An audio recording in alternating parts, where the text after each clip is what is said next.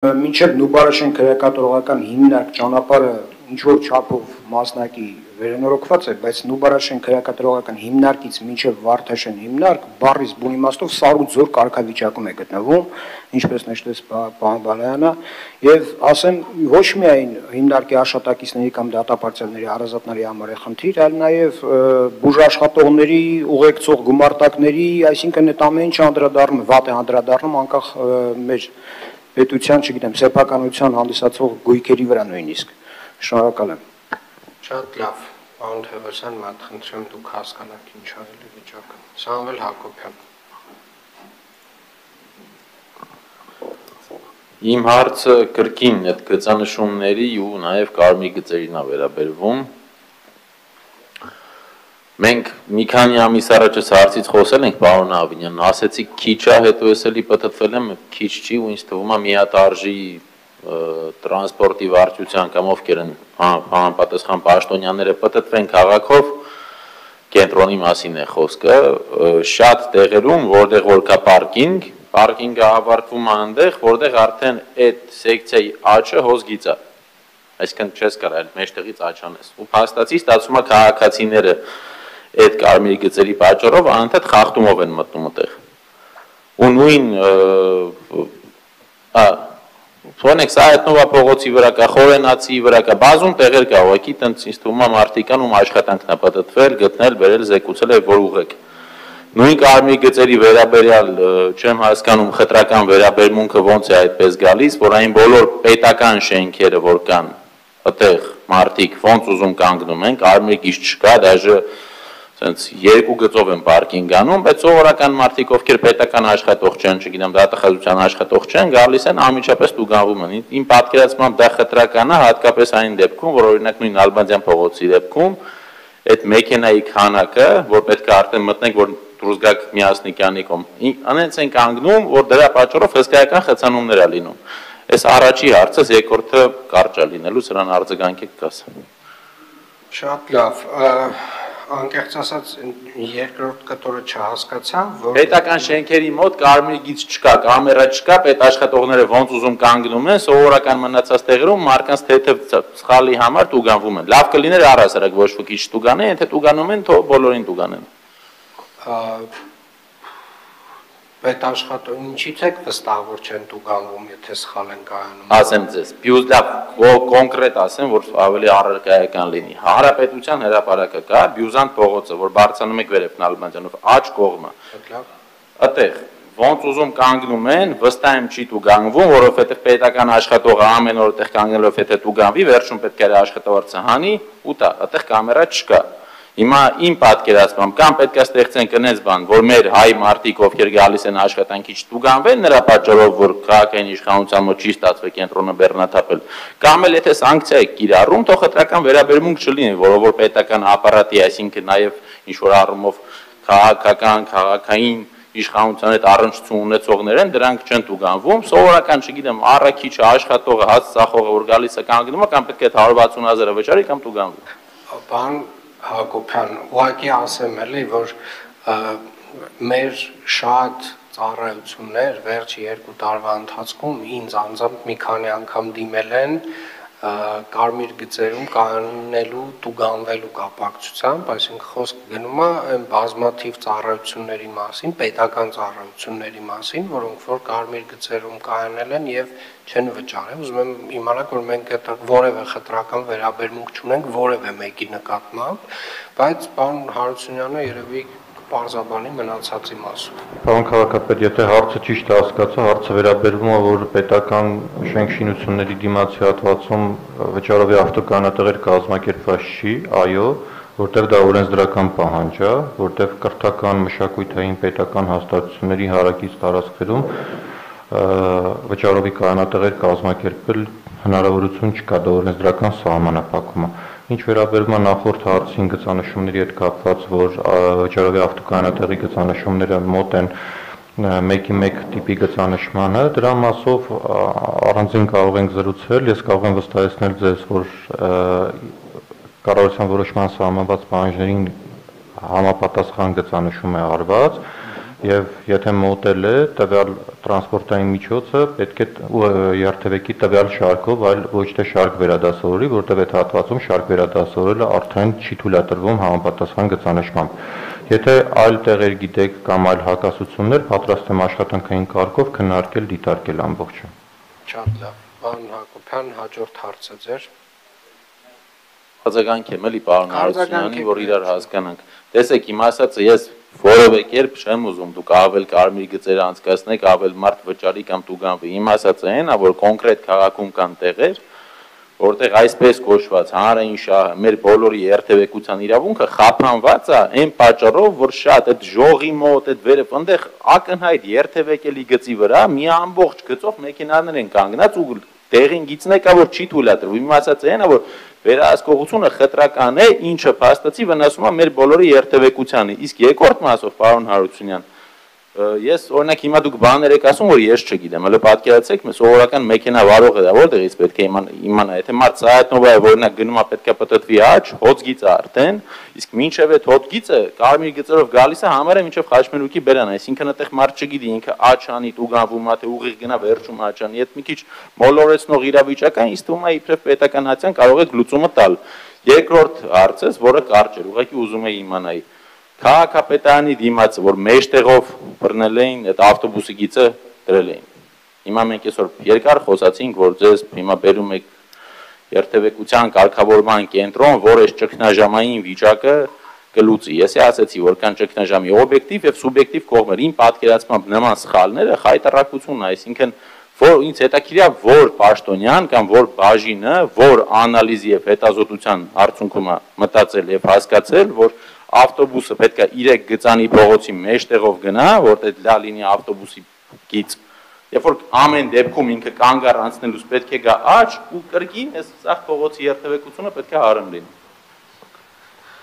Պարոն Հակոբյան, եթե շատ կարճ Իլ-դե-Ֆրանսը, բայց խնդրեմ պարոն Հարությունյան։ Պարոն քաղաքապետ, ասեմ, երկրորդ երթևեկելի գոտին ավտոբուսը առանձնացված գիծը կիրառելը ուներ տրամաբանություն եւ Իլ-դե-Ֆրանսը այո տվել էր այդ նախագիծը։ Տրամաբանությունը հետեւյալում է կայանում, որ առաջնահերթությունը երթևեկության մասնակիցների նկատմամբ տրվում է բացառապես հանրային տրանսպորտին, իսկ ինչու երկրորդ երթևեկելի գոտի, որտեղ խորենացուց աճ շրջադարձ կատարելուց ավտոբուսը ներկայումս ունենում է անհարմարություն միանգամից առաջին երթևեկելի գոտի մուտք գործելու համար, իսկ երկրորդ երթևեկելի գոտում ավտոբուսի գծի առկայությունը ապահովում էր ավտոբուսի եւ հասարակական տրանսպորտի անխոչնդոտ շրջադարձը դեպի Իտալիա եւ այդպես շարունակ։ Տեսեք, հիմա մենք ակնհայտ տեսանք, էլի, այստեղ Հակոբյան արձագանքում եմ ուղղակի կարճ։ Այստեղ խնդիր ուղղակի նրանում է, որ դուք ասում եք սենց են կարը, հետո ակնհայտ է, որ ջնջվել է, չէ՞, այսինքն դա սխալ է եղել։ Իմ ասած այն է, որ մի քիչ այդ սիրուն էս լավ քաղաքի, մեր բոլորի քաղաքի գծերը, բաները փոխելուց առաջ որ մի քիչ երկար մտածեք, ու պարտադիր չէ թե եվրոպական կազմակերպությունն է, պարտադիր ճիշտ է, եվրոպական թե քաղաքային, թե քաղաքական կազմակերպությունները այդպես խայսաթուն են այս ռեգիոնում մարքնած բաներ խոստալու չանելու։ Հիմա խնդիրը այն է, մի քիչ երկար մտածեք, հետազոտեք նորմալ, նոր արեք, որ հետո չջնջեք, այս խայտարակ վիճակը չլինի, հետո չասենք, որ հագում ենք, մեկը ջնջվում է։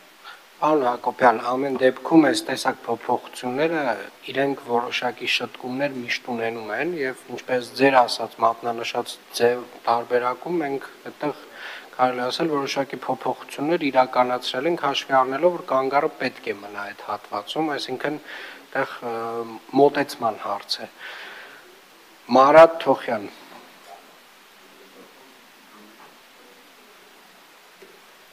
Շնորհակալություն Պարոն Հարությունյան, խնդրեմ իմ հարցի վերաբերյալ դուք որոշեք թե ով պետք է արձագանքի։ Խոսքս վերաբերում է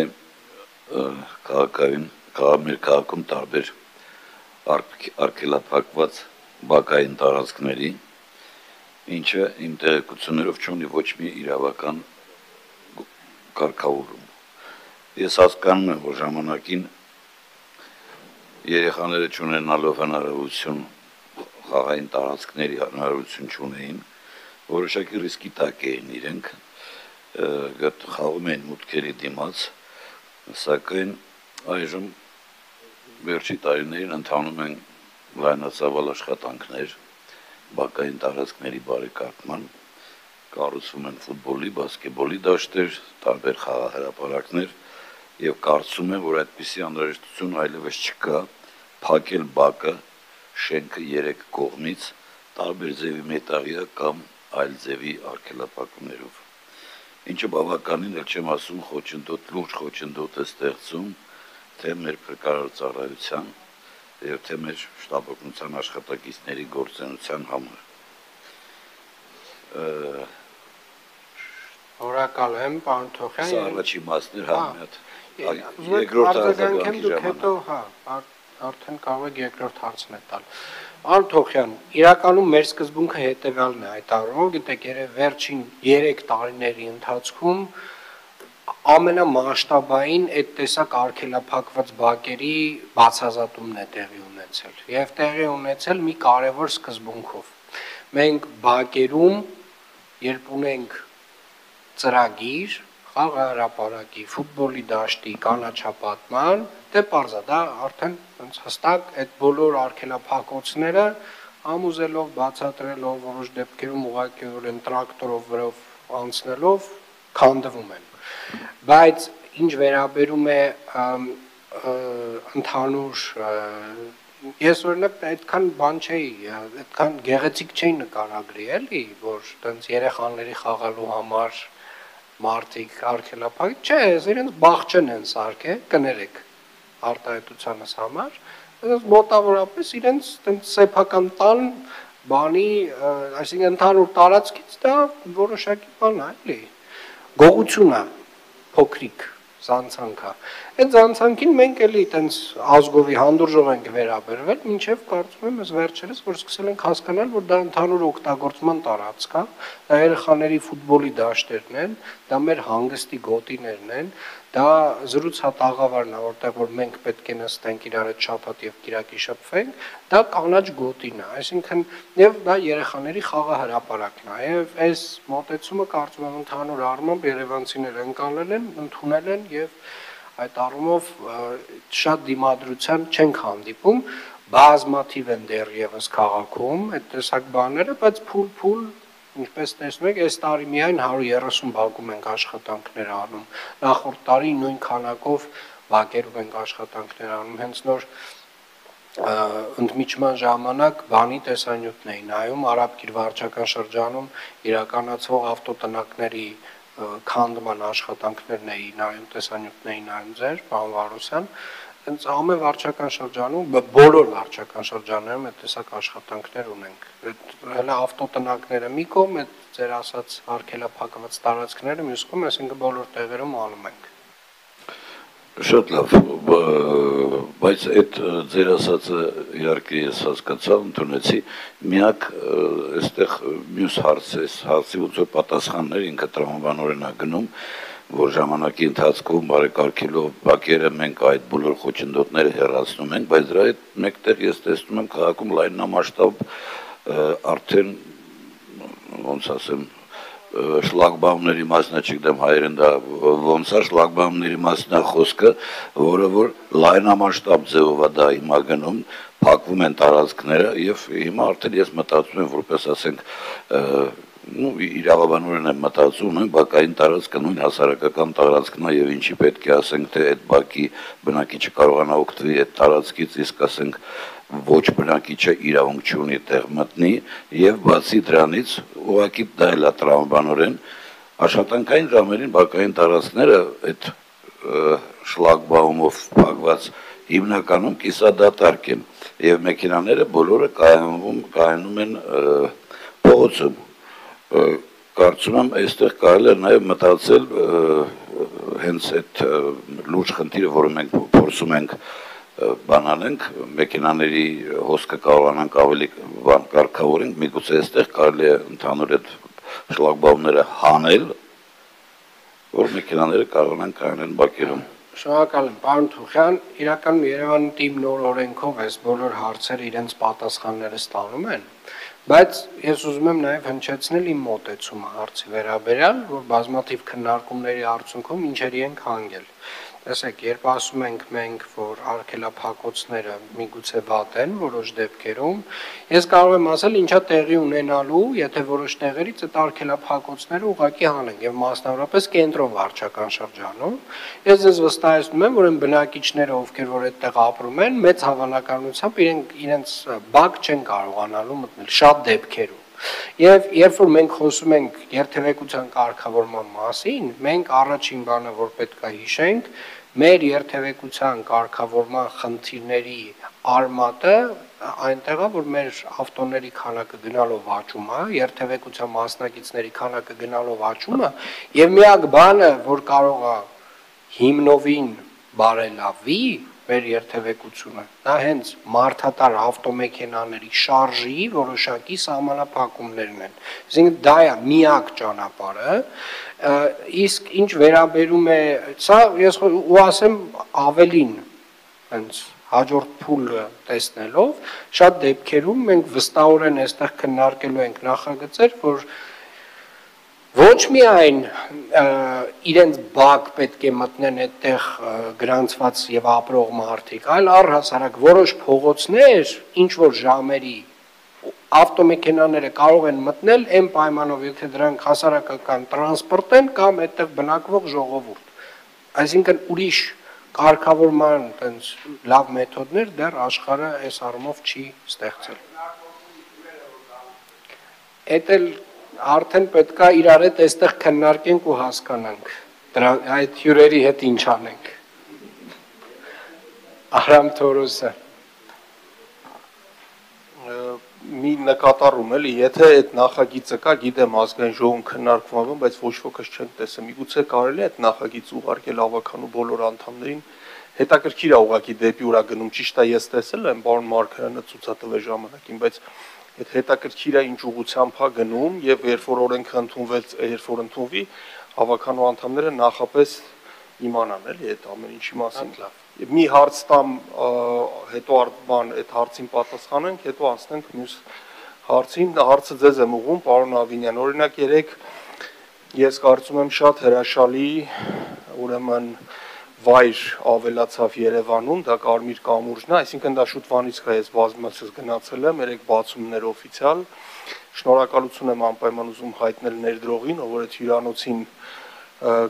կառուցել այնտեղ գրագետ ճաշակով եւ նաեւ վերանորոգել է կամուրջը, շնորհակալություն եմ նաեւ ուզում հայտնեմ քաղաքապետարանին, որ աջակցել են այդ ծրագրին եւ հույս ունենք, ինչքան էլ որ կարծեմ սեփականատերերն էլ հույս ունեն, որ կողքի այն տարածքը ազատ, որը համայնքային է, կմնա այգի։ Մենք այդ բանը, հա, այդ շատ լավ է, որ այդպես է։ Հիմա դա հիանալի տեղ է եւ մեր քաղաքացիներին խորհուրդ եմ տալիս հաճախ գնալ այնտեղ, իրոք շատ սիրուն տեղ է։ Հիմա դուք այդ շինթույլտվությունը տվել եք կամ որից է մեկը ու նույն քաղաքապետը կապ չունի դուք եք, բայց ասենք նախորդը կլինի ով ուզում լինի, տալիս են շինթույլտվություն կամերտուն ուրեմն նախագծի, որը Հրազդանի կիրճի մյուս հատվածում է, որի պատճառով փակվում է տեսադաշտ դեպի հիանալի նամանավանդ երբ որ հաղթանակ կամուրջից թեքվում է արչևը Փարաջանովի թանգարան կողքը այդ ամերիկյան համալսարանի ուրեմն ուսանողական հատվածը հանրակացարանը մի քիչ ենքում Երևան իմ սեր հիմնադրամը կամ եկեղեցապատկան ուրեմն այդ շինությունը Կարմիր տուֆից պատմական sense սիրուն մի տեղ էր, որը աչք էր զառնում ու մենք է քանի որ հիմա պատմական վայրերի պակաս ունենք, մեկ էլ հիմա դա փաստորեն դառնում է, էլ չեմ խոսում պատմական